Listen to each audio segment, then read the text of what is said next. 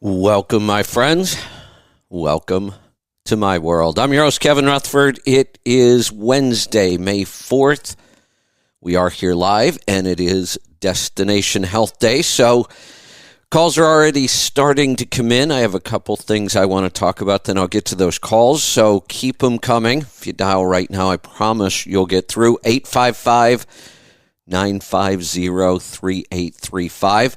After Destination Health today, I'll be joined by Lauren, and we'll be doing our second episode of After Hours with Kevin and Lauren. We're going to be highlighting one of our discovery calls and one-on-one cases, just to get you familiar with that process and see what's possible, see how the whole flow of it works. We put a lot of time and effort into designing this and making it simple but very powerful and effective. So we want to give you an idea of how that whole process works and some of the results we get. That program is going extremely well. So we'll be doing that after the Destination Health Q&A today.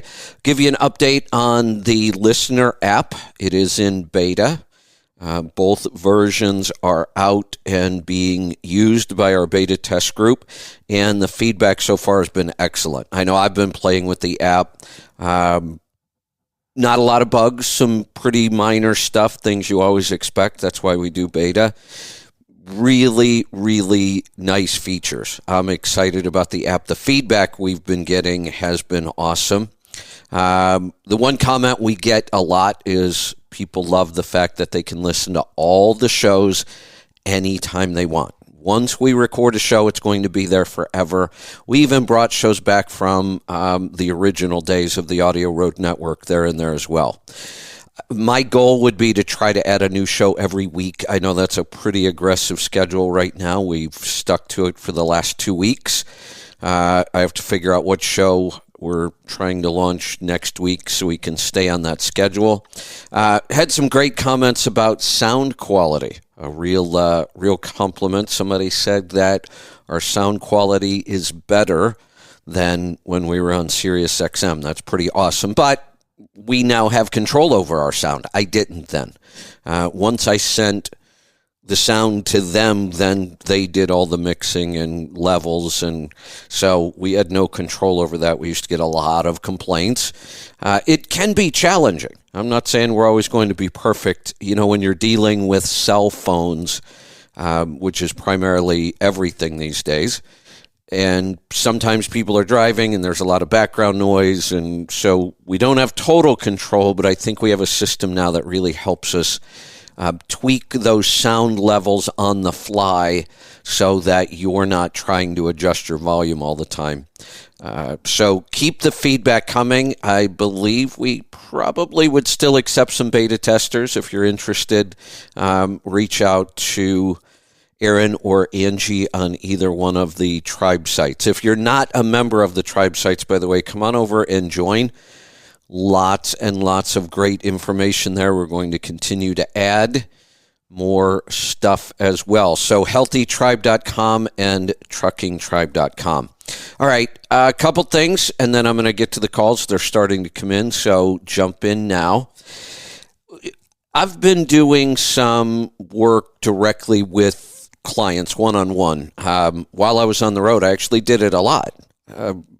Lauren does really all of our discovery calls and one-on-ones.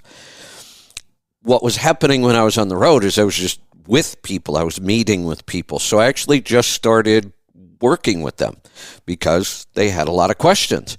And some of them are family members. Some of them are old friends I haven't seen in years or decades. Some were just people I ran into while I was on the road at the truck show at Pittsburgh Power. And nobody I'm charging, just, giving people advice and helping them work through this. And it's always good for me to do that as well. I want to keep my hands in that. And that's another reason why I'm excited about the show with Lauren and I, because that will keep me more involved. Lauren does such a good job on those that she really never needs my help on them. So I haven't been as involved. So this show now will help keep me involved. But one of the patterns And I know I've noticed this before. I've never really talked about it. And there's some statistics that would explain this. I think doctors now have, I don't know, it's less than like 7 or 8 minutes per patient during their day. And there are a lot of reasons for that. To me, that seems insane. My God, you can get more time with your lawnmower mechanic than you can your doctor. So if we know this is the case, why haven't we fixed that? I mean, there's so many things broken about our medical system. But here's one of the things I realized. I was working with somebody who, if you look at them, you would never think that they were unhealthy or diabetic or had metabolic syndrome or any of these issues. They look actually very healthy, not overweight at all, just, not sick looking in any way. And yet they were having some pretty severe symptoms. And I think this person would probably be around 40. In that ballpark. So that's another thing. We're seeing a lot of these metabolic diseases happening at younger and younger ages. I talked about the fact that they're now saying 30% of teens are pre-diabetic. That number still boggles my mind, and we've got to fix that. They will be suffering severe effects from that before they're 30. That's scary. Our food supply gets worse and worse every year. Our health gets worse every year. We're dealing with younger and younger people with this. But this person, again, healthy, worked out. Actually, that's where the problem first showed up. They were passing out at the gym, several episodes. So they go to the doctor, and there's, going to the doctor is kind of like taking your truck to the shop, troubleshooting. What are the things that could cause somebody to pass out? What are the easiest to eliminate first? That's how we work when we work with people in our practice. We do a NutriQ, which tells us a lot about what's going on in their body. I don't know why doctors don't use more diagnostic tools like this, but they don't seem to. They like to jump into blood work and that's that costs money. We like our approach. The NutriQ we do for free. We do the first 10-minute discovery call at no charge. But we have good diagnostic tools. So by the time we get to that 10-minute call with somebody, we have at least an hour of work into it. And we already have a plan. The 10 minutes is just to kind of convey the plan and answer any questions. In our one-on-ones, we spend as much time as you want answering questions. Doctors, because of the system, they have no time. So here's what was shocking. They went through the usual stuff, why this person might be passing out. They did some blood work, found some irregularities with blood sugar, and actually recommended a continuous glucose monitor. I was happy and excited. That's a really good step. The thing was that I found interesting is I've mentioned many times, I wear a continuous glucose monitor. I don't have it on now. I wore it for about 3 months straight. I'll go back. I have some.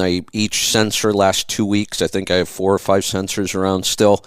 And when I want to test an idea, I'll put a sensor back on and I'll wear it for 2 weeks. I've said I learned more about blood sugar by wearing that sensor than almost anything else I've done. All the reading. Now, all the reading and understanding helped me interpret what I was seeing when I wore it. But I learned a lot about blood sugar. So I was excited that they actually recommended a continuous glucose monitor. They also said the doctor had made the comment, if we see numbers under 60, that would be a bad thing. And that's kind of sort of true. We don't get too crazy about a number. If you show up at 55 on your blood sugar but you have no symptoms, it's really no big deal. We do worry about low blood sugar that causes symptoms, and passing out is one of them. So this is one of the more likely things that would have caused these episodes of passing out. Almost always happened in the gym from the exertion. So wore the continuous glucose monitor for 2 weeks, had multiple episodes under 60, one maybe even into the 30s at one point, but multiple episodes, I think maybe as many as 12 in that 2 weeks. And at that point, even though the doctor had said if we see under 60, that would be a bad thing, when he saw all these episodes, he really didn't do anything about it. Didn't explain it, didn't make any real recommendations on diet, nothing that was going to help much. I kind of thought, well, went through all that stuff. What was the result? What are you supposed to do? And the person doesn't have any clue what they were supposed to do. And of course, when you have low blood sugar, they give you sugar, a candy bar, juice, whatever. That's our system. So I just think that one of the things that helps us help other people is the fact that we explain things. I took the time to go through the whole process of how sugar affects our body. And I explained that sugar and starch basically the same thing to our body and our metabolism. Starch, any starch, whether it's potatoes, rice, starchy root vegetables, whatever, that starch is just a lot of sugar molecules tied together so you don't taste them as sweet. It's the only difference. Once your body starts to break those bonds of starch, then it becomes sugar to your body, and it has the exact same impact on blood glucose as sugar itself. So sugar and starch, carbohydrates, I went through that whole process. Here's what happens when you eat them. The amount of glucose in your blood goes up. You need insulin to move it out of your blood into the cell.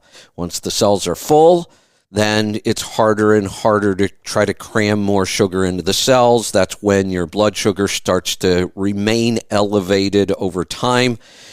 The problem is it takes years to get to this point. He should have been easy to diagnose at this point as a diabetic because he's having what we refer to as reactive hypoglycemia. And this is usually one of the first indicators for people that their blood sugar is out of control. There are almost never symptoms of high blood sugar. You could be walking around in the 200s all day long and never know it. That's why people go years without figuring out that they're diabetic, and they have been for a while. The symptoms come in with low blood sugar. By the time you start having low blood sugar episodes, you're diabetic. Although they did not diagnose him as diabetic, didn't make any real recommendations, and they should have. So we've got him on a carnivore diet and working with him on other things. Actually, it was kind of interesting, digestive-wise, no problems whatsoever, which is unusual, but pretty high scores on blood sugar handling and immune system. And you don't want a weak immune system, especially these days. So I'm shocked that doctors just don't take any time whatsoever to spend with people and explain things so that they get it. I think as humans, if we can understand something, we might be more motivated to make the changes to fix it. But so few people really understand what's going on with their health and our medical system. And maybe I know they don't have a lot of time. Maybe they're just tired of explaining it over and over and people don't change anyway. I don't know. But it's a totally different approach we take in our discovery calls and one-on-ones. We don't want to just tell you what to do. We want you to understand how food affects your body, how nutrients affect your body, what you should be eating and shouldn't be eating, and why. My favorite question, why? Why shouldn't I eat that? What happens when I do? So we also get plenty of time on this show to explain it, but we take as much time as we can with our clients as well. So we'll be showing you more about that process in our new show. And that'll be coming up right after today's Q&A. So I'm going to get to the calls. If you want to jump in and join us, I would do it now. 855-950-3835. I'm going to head off to Alabama to get started. Jeremy, welcome to the program. Yeah, I got a couple of things, and I really appreciate you taking the time to break things down. I'll never forget when you broke down. I think I called once and asked about autoimmune, and you gave me a great analogy of how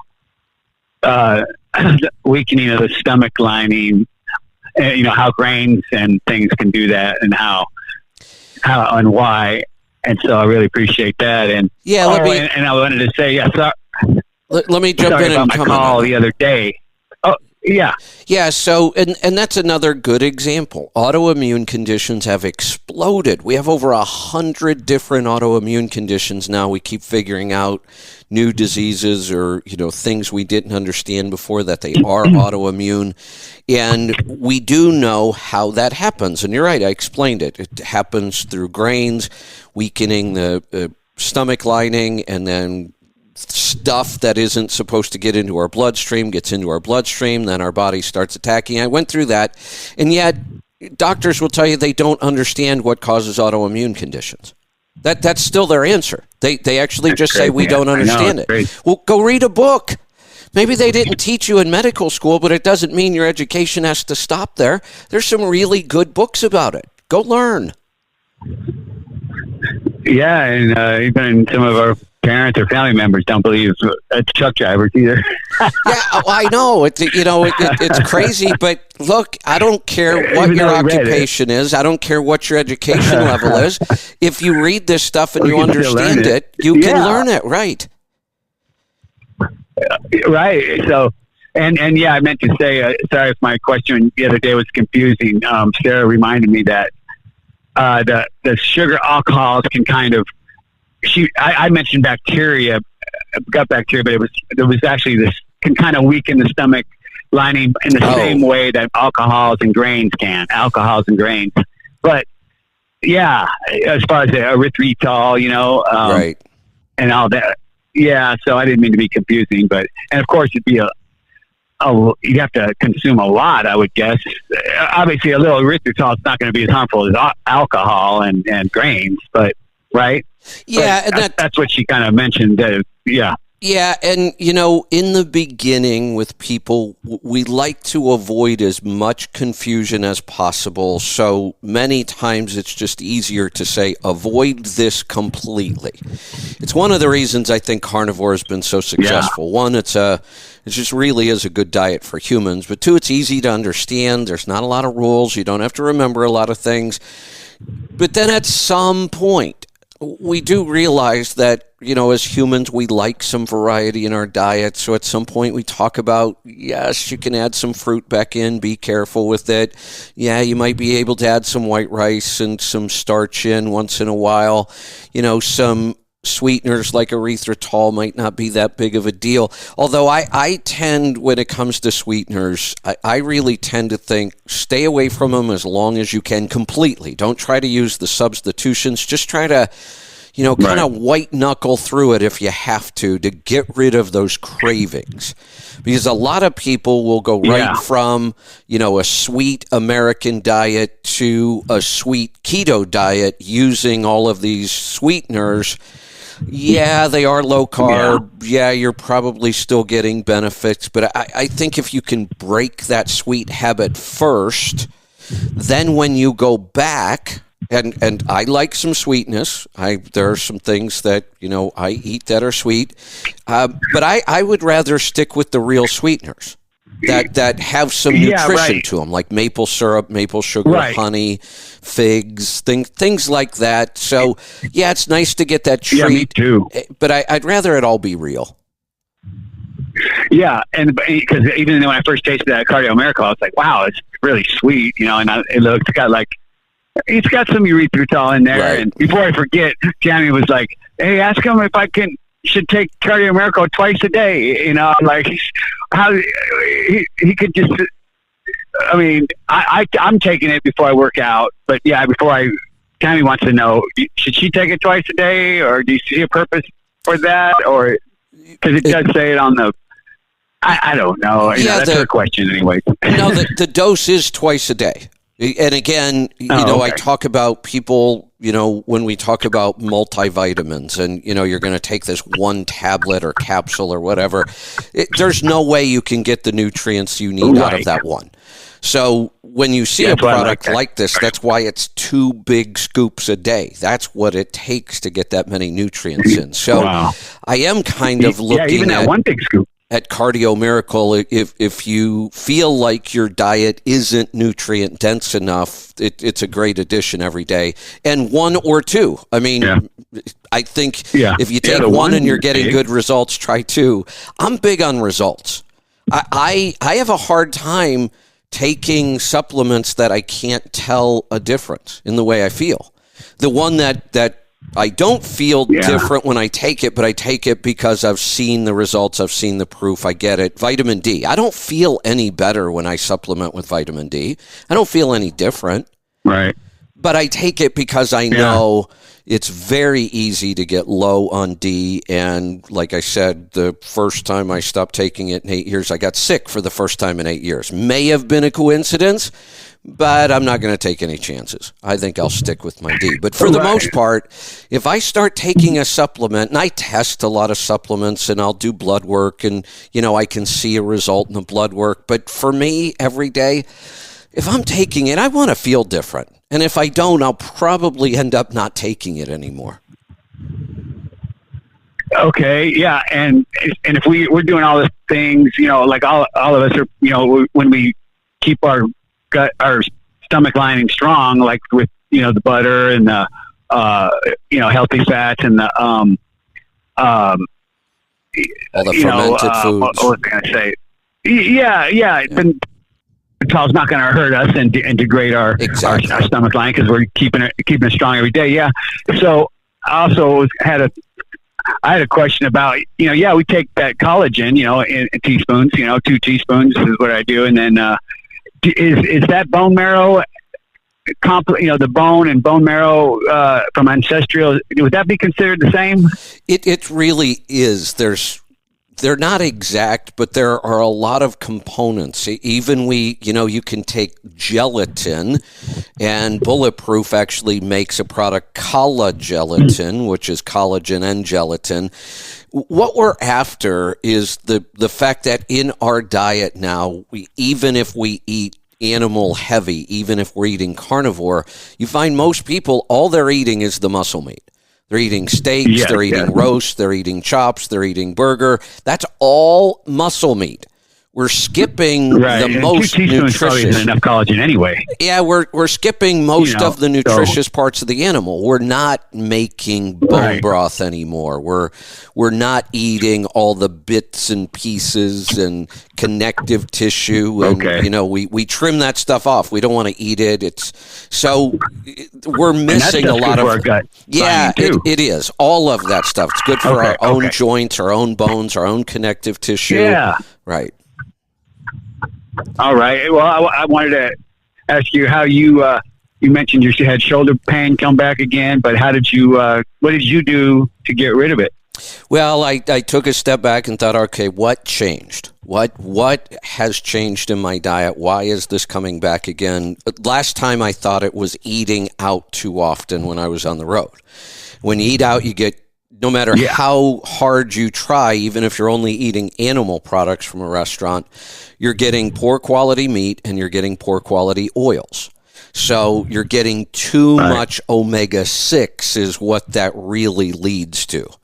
And I realized for whatever reason, I wasn't eating as much seafood. And it wasn't a conscious choice. I just had realized I must not, I'm not craving it like I was, so I'm not eating it very often. Oh, yeah, us too.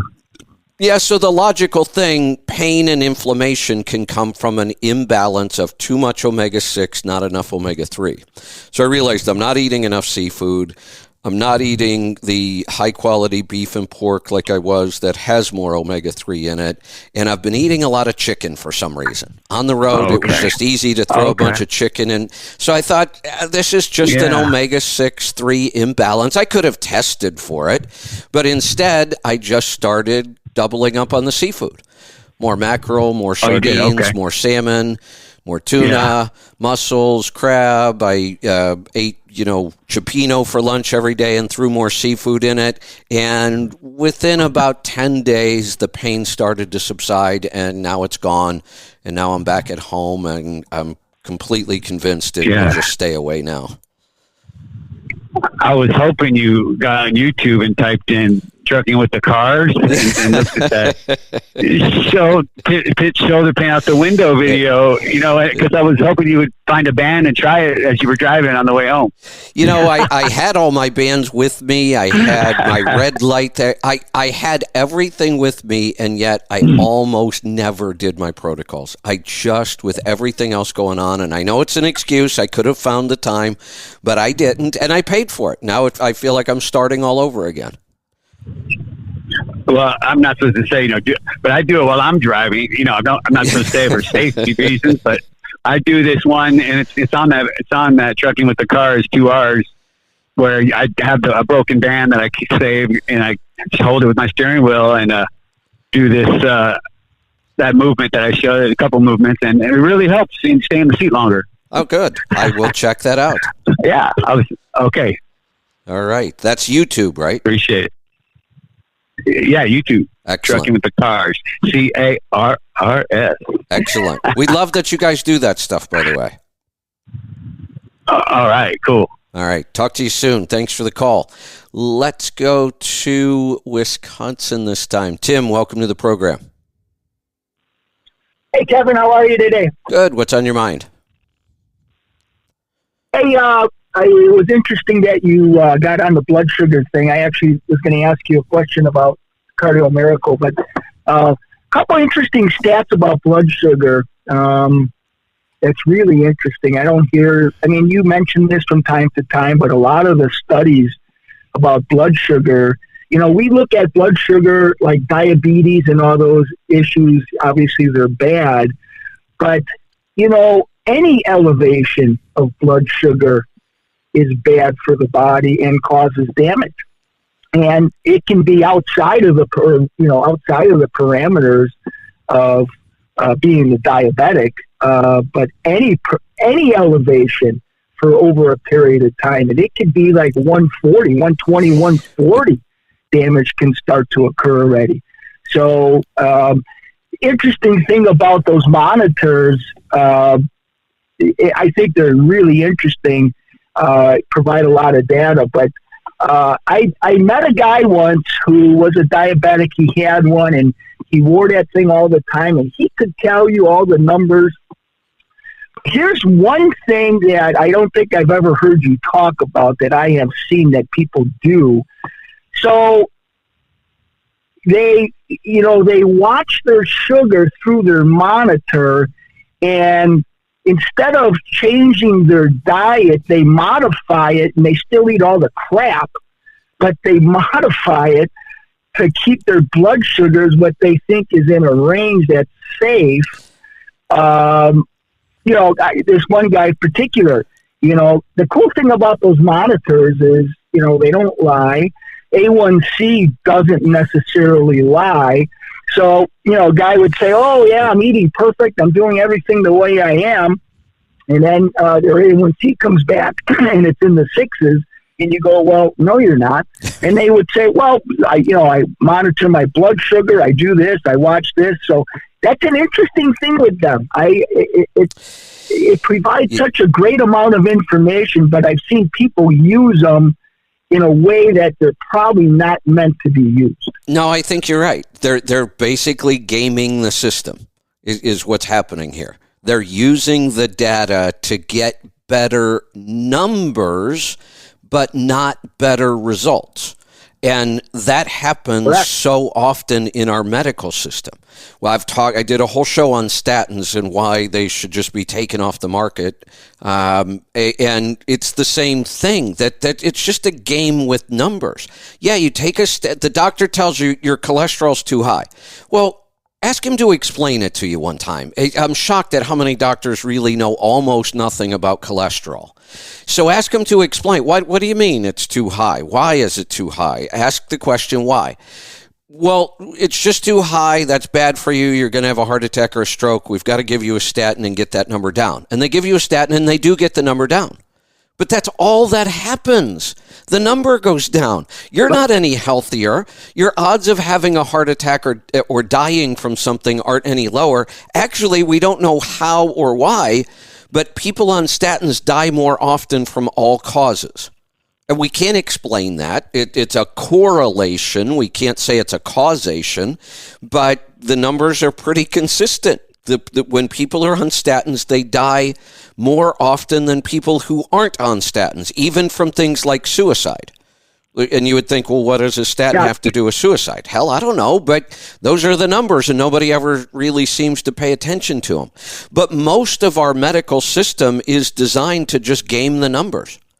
And I'll make another correlation to another one of our quasi-government agencies, our education system. That's nothing but a game of the numbers. We're not teaching kids how to learn. We're not teaching them how to be intelligent, how to work through problems and solve them. We teach them to memorize a bunch of stuff just long enough to take a test, also designed by the government. And we're just gaming numbers. I don't like numbers. I like results.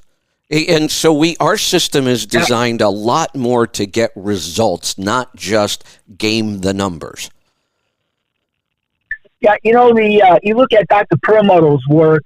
The interesting thing is that elevation in blood sugar, even though you're not a diabetic, just that slight elevation, I mean, there's correlations with, dementia and Alzheimer's. Absolutely. And we know why. And that's not even right. It's not even being a diabetic. It's just elevation of blood sugar. Yeah.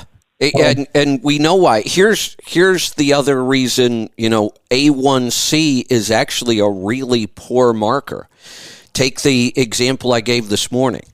The person who does not, you don't look at this person and immediately think, oh, he's probably diabetic. And a lot of people we do look at and I say, yeah, I can just about guarantee they're diabetic. But you run into these people that are lean, healthy, active. You don't think diabetes first. Their A1C can actually be really normal right now. And here's why. They are starting to lose control of their blood sugar, so they're getting extreme highs, but they're also getting extreme lows. I said he had 12 episodes in 2 weeks under 60. Well, what happens? A1C is an average. What happens when you take a bunch of high numbers and a bunch of low numbers and you average them? You get a normal number. You think, oh, look, this person's right where they want to be. No. If you look at every episode, you could see they were spiking over 200 and dropping under 50. But that still comes back to a fairly normal number. That's why our system of diagnosing diabetes is so poor. Right. Fasting blood glucose, fasting blood insulin is the best. But the thing, though, the difference, though, is, Kevin, is the low blood sugars, they're short periods of time. So it's not exactly what you're describing. It doesn't balance out the A1C because they're short. No, it does for a long time. It does. That's why it takes 10 years for a doctor to diagnose diabetes, because all they're looking at is fasting blood sugar and A1C, and both of those can be deceiving. Well, they don't even look at A1C unless your fasting blood sugar is over 100. Well, I've seen a lot of doctors that just have A1C as a normal panel. So if you go in for any kind of blood work, they tend to tack A1C on there because they know it is such a problem. They never used to do that, but now they know that it's very, very common for people to have elevated blood sugar, so they tack A1C on there. But it's almost worse that they do, because for a long time that A1C can look pretty darn normal, even though, like you mentioned, if we were to check their fasting insulin levels or their insulin levels after meals, we would see that they are clearly losing control of blood sugar. Well, in my opinion now, based on everything I've read, probably 3/4 of the population have problems with that, I would guess. I think so. At least. Yeah, I think so. Yeah. Yeah. And anyway, couple of things. First off, Cardio Miracle. Any issue with that? They call it that alcohol sugar for carbs in there. The erythritol. That's what we were just talking about. It's not something we want a lot of in our diet. You know, you can use They got 25 grams. Yeah. Again, it's not. You almost have to have something in a product like this because, like I said, you've got to take 2 big scoops of this stuff a day to get all the nutrients in we're trying to get in. You can't just swallow 1 capsule. It doesn't work. The problem is most of the other components that go into this are extremely bitter. Like nobody would be able to choke down a glass of this stuff. You just wouldn't be able to do it. So now your other option becomes, okay, now we have to fill up 15 capsules or 20 or 25, whatever it would take, and you got to try to swallow all these capsules. So this, in my opinion, is like the lesser of 2 evils. What's the easiest way to be able to consume this stuff every day? And is that amount of erythritol going to bother us? For most people, no. And here's another indication. If you're over consuming sugar alcohols, erythritol, xylitol, mannitol, almost anything that ends in OL, is probably going to be a sugar alcohol. If you're over consuming these, you'll probably have some digestive issues because your body can't digest these. That's why, even though they're sweet, they have very little impact on your blood sugar. They can have an impact because if our body even senses sweetness, sometimes it releases insulin. But it's really minor, and this is a fairly small dose. Now, I would warn people if you're taking Cardio Miracle every day, I would watch other products and make sure there isn't a lot of sugar alcohols in them. Yeah. You know, I heard earlier you mentioned about that person you were helping with blood sugar level at 60, and the doctor says, oh, that's bad. You know, the funny thing is, I mean, you treat people if they're symptomatic, you know? Correct. And right. Just because someone dips into 60 doesn't necessarily mean that they're, you know, on the brink of diabetes. I mean, it can happen, but you treat them when they're, symptomatic. And, But, hey, last thing I wanted to say, Kevin, is, this new format of everything that you're doing, I listen all the time. I got to say, it's 1,000 times better than what you ever did on Thursday. Well, thank you. It really is.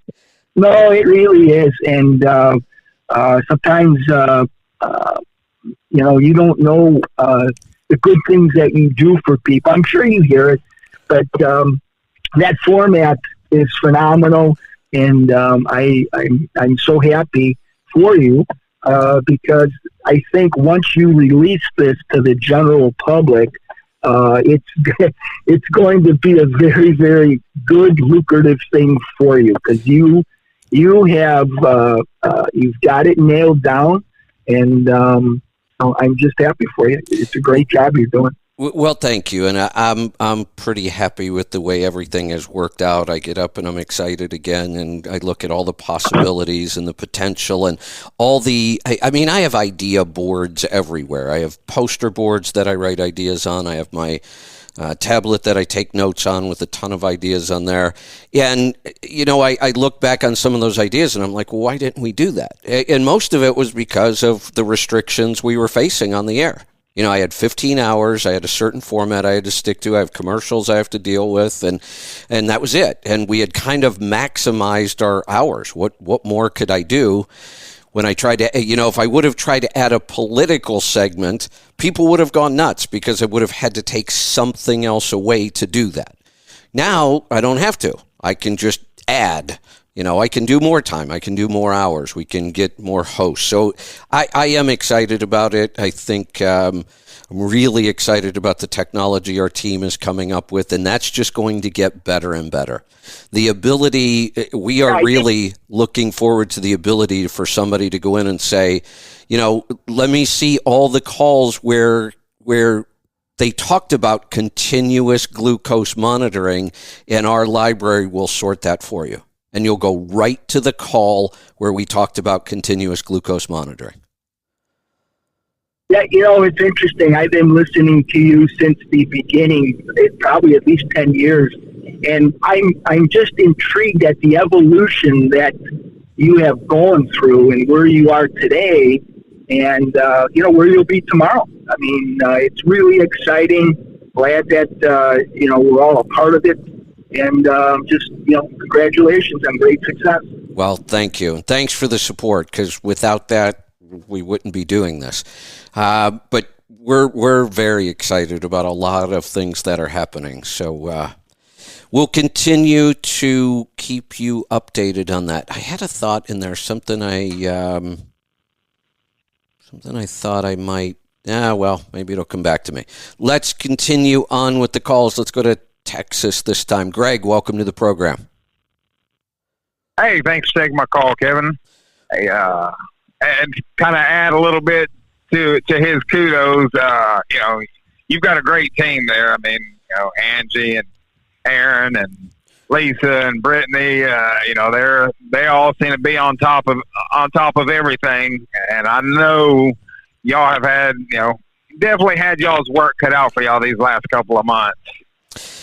Yeah, and we certainly appreciate the support. It's helped a lot. I am, I've been saying it a long time. I am absolutely blessed to be surrounded by people who can do all the things that I'm not good at, which is, we've tried to put our team together in that way. We look at strengths and what strengths do we already have as a team? What do we need to add? Another example is Lauren, who's one of our newest team members. And Lauren filled a huge role, even though people don't know it. Lauren tends to work more in the background. They're going to know it now because we're going to be doing a show with her every week. But I love doing one-on-ones. I love working directly with clients, but there are some challenges for me around that. I have to have an assistant because there's too many details, and I get lost in the details and I forget to do them, and that's bad customer service. We can't have that. So when I do one-on-ones, it takes two people because I need somebody to help me, I don't go work on the big projects because I'm tired and all those details wear me out. And, so Lauren she can do it all herself. I mean, she's good at the details. She's really good with people. Certainly we have a team that helps her, but that was a really good move to bring her in. She's actually better at those than I am. And that allows me then to go, work on other projects and big picture stuff. But I also know I need to keep my hands in there. So this show is going to be really good for both of us. Gets Lauren out there, people can see the process, and it keeps me more involved in those client one-on-ones. Yep, exactly. Well, so I have a couple questions for you.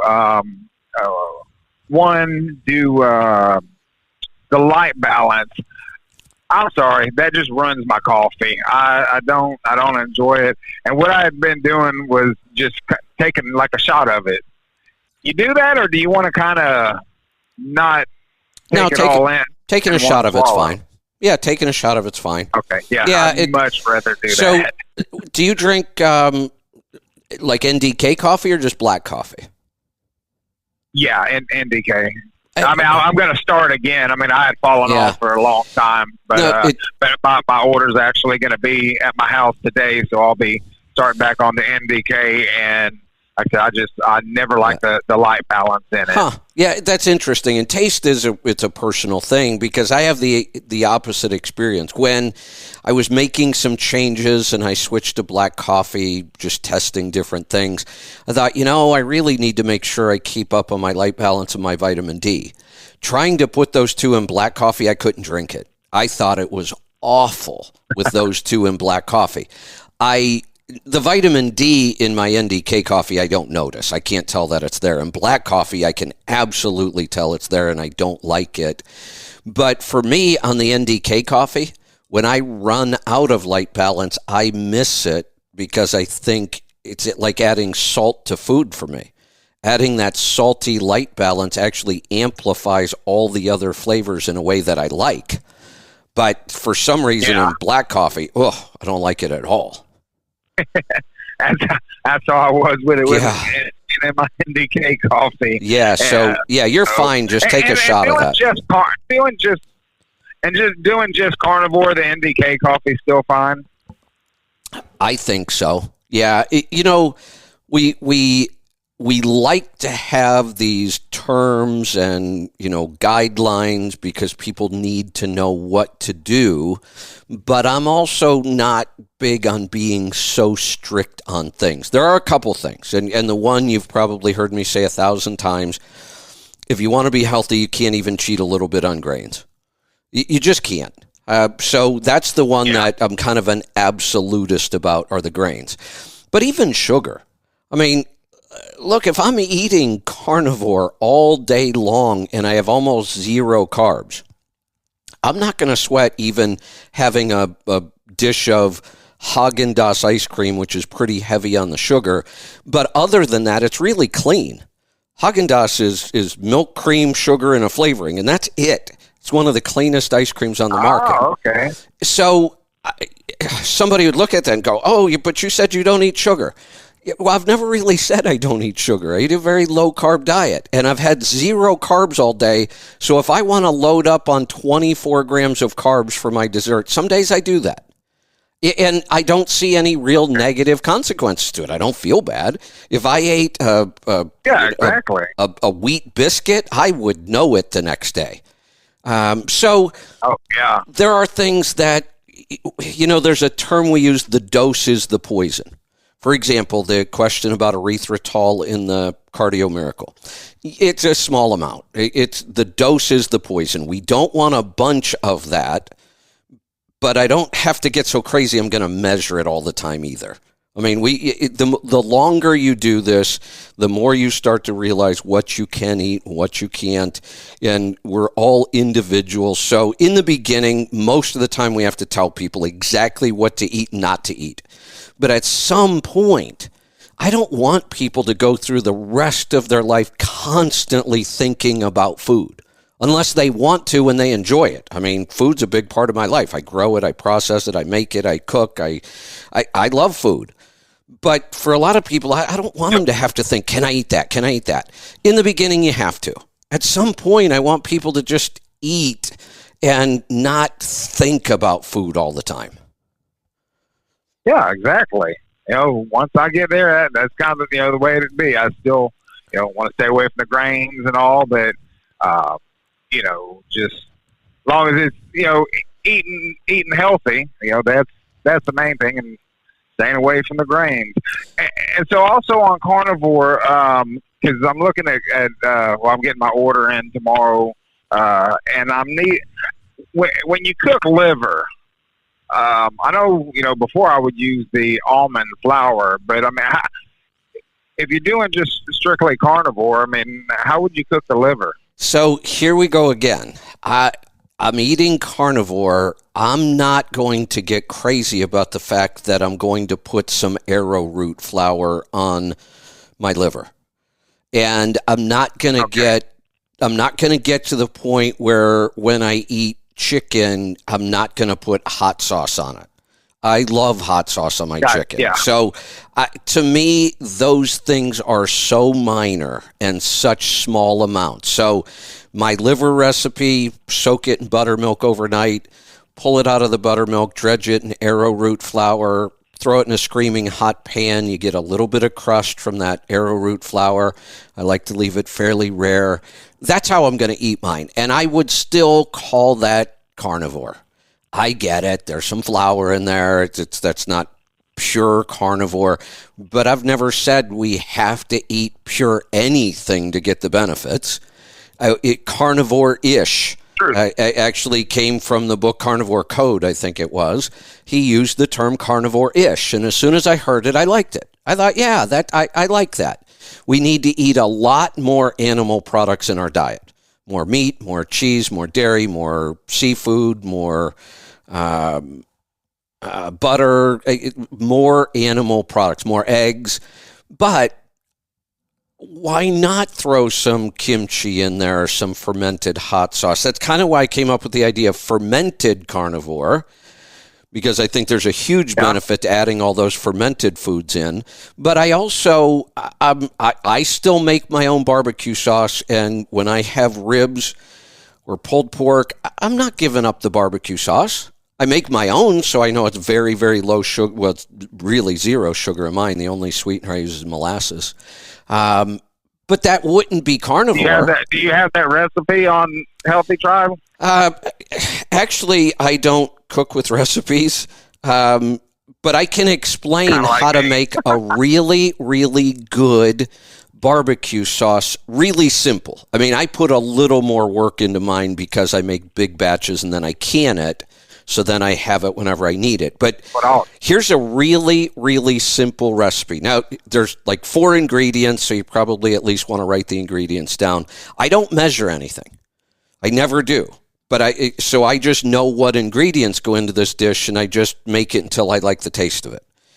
Because even if I gave you the ingredients, the barbecue sauce I make tends to be very acidic and spicy, because that's how I like mine. But some people like theirs smoother and a little sweeter. So that's why I'm not big on recipes. And then ingredients aren't always consistent. You know, I may be using a base that's different. So what we start off with, and again, there's only going to be, I think, 4 ingredients in this, is a good low sugar or no sugar ketchup. There's 2 on the market that I'm aware of. I've tried them both. They both have really good flavor, and they're both clean. One is Primal Kitchen. You can buy Primal Kitchen ketchup. That brand is growing a lot because Kraft owns it now. But the ingredients are still good. So you can either start with Primal Kitchen ketchup or Portland ketchup. Another very low sugar. And I tend to use Portland ketchup because I can get it in bulk here. I buy it in like 5-gallon pails so I can make big batches of my barbecue sauce. But if I don't have barbecue sauce canned, I make it on demand. Like I'll just make a little batch right now because I'm making some ribs right now. And it's that easy to make. So it's basically one of those 2 ketchups is the base. Then good raw apple cider vinegar, molasses, and liquid smoke. And liquid smoke is real, by the way. I know people think, oh, my God, you can't do that. Blah, blah, blah. No, it's just smoke. It's real wood smoke that they captured in water. That's all it is.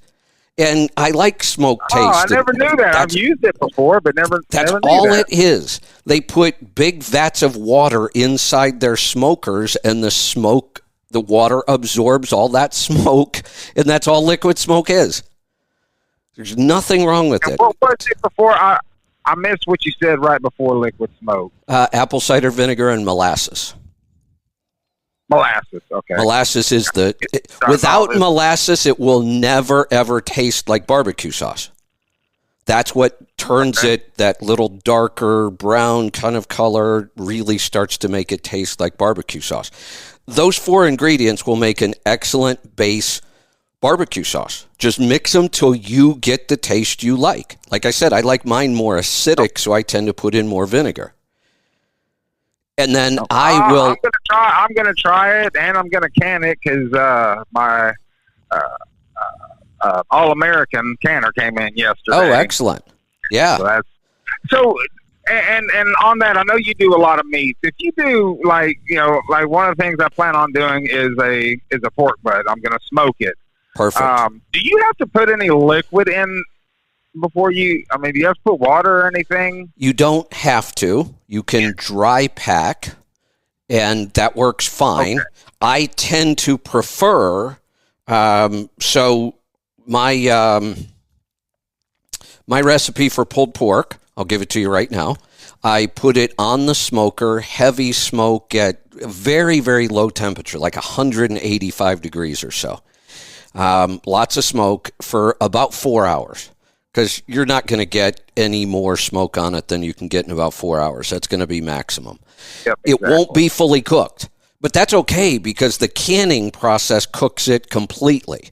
So all we're really trying to do in this step is get some smoke on it, maybe get a little bit of a crust. So sometimes at the end I'll turn it up a little bit, but we can cut this pork roast open and it can still be very, very rare or raw inside because it's going to cook during the canning process. Okay. All right.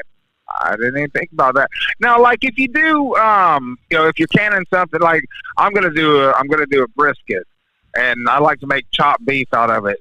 Is it a good idea or not to? Because when I do chopped beef, that's when I use barbecue sauce. Right. Is it a good idea to can it with barbecue sauce or without? I prefer not. I don't cook my ribs with sauce. I don't cook any of my meats with the sauce. Sauce for me is a condiment that I use afterwards. So I make my ribs with a dry rub. The sauce never gets cooked on my ribs. Same with wings. I don't cook sauce onto my wings. The sauce is always on the side for me.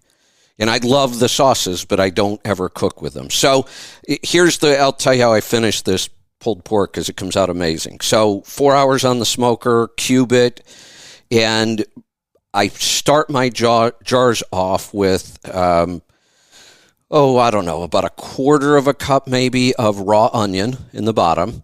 Then I do a quarter cup or so of, I really like to get Hatch green chilies. And every year I get fresh Hatch chilies and I roast them and freeze them. And I usually have a freezer full. So when it's time to can stuff, that's what I use. So a quarter cup of raw onion, quarter cup of roasted Hatch chilies. Pack in as much of the pork as I got a wooden dowel and I just pound it into there. Pack in as much as I can into the jar. Then I finish the jar with bone broth. I think it cooks better with the broth in there. It tastes amazing, and I get the benefits of bone broth. Wow, okay. Now, do you still make your own bone broth, or, No, is it just use the Lona Live? I'd like to say that I do, but when I get such an easy shortcut that's really the same quality as what I would make anyway, then I'll take that shortcut. I know how to make bone broth. I've made it a ton of times. But since I have so many other things I'm doing in cooking, that bone broth shortcut with the Lona Life just saves me a ton of time. Okay. Oh, I'm definitely going to try that then. Oh, I appreciate all your time today, Kevin. You're welcome. Thanks for the call. Love talking about food. Sure. Let's, wow. We blew through that hour. So, we'll figure out how to play this. I've got Lauren on the line. She's ready to go. We still have some questions, but I think what I'm going to do, we're playing this by ear, by the way. I'm making these decisions on the fly, and we're experimenting with different things now. That's the whole point of this process. So that we kind of build a flow and a schedule. One of the things I'm trying to figure out the best way to handle is I love the fact that I don't have to have a hard ending. I don't have to say, oh, look at the clock, the show's over. If I have calls and I have time, I'd like to keep going to get to the calls. Well, that's good on a day when there's no show right after. But if we're doing a show right after, then I kind of have to decide, how are we going to do this? Am I going to drop the calls that are there, move on to the next show? I think what we're going to do today is I will close here at the top of the hour. I'm not really going to take a break. I don't need one. It'll take me just 30 seconds or so. We'll close out one show. We'll open the next show. Lauren will join me, and Lauren and I will take these calls that are there together. Because I like doing that. And then Lauren and I can move on to our show for the day. So that's what we're going to try. We'll see how that method works. And maybe next time we'll try something different. So I'm still working through my schedule, what shows I'm going to do, when I'm going to do them, trying to figure out the best flow for everybody. The good news is that all of these decisions really only affect the live stream itself. After that, all the shows are segmented, recorded. They're in your library. You can go find them, listen to them anytime you want. So most of what we're working on right now is working out the the best method for the live shows. All right, I'm going to wrap this one up. We will be right back. Don't go anywhere. Be safe, be profitable, be fit and healthy. Always do the hard work and master the journey.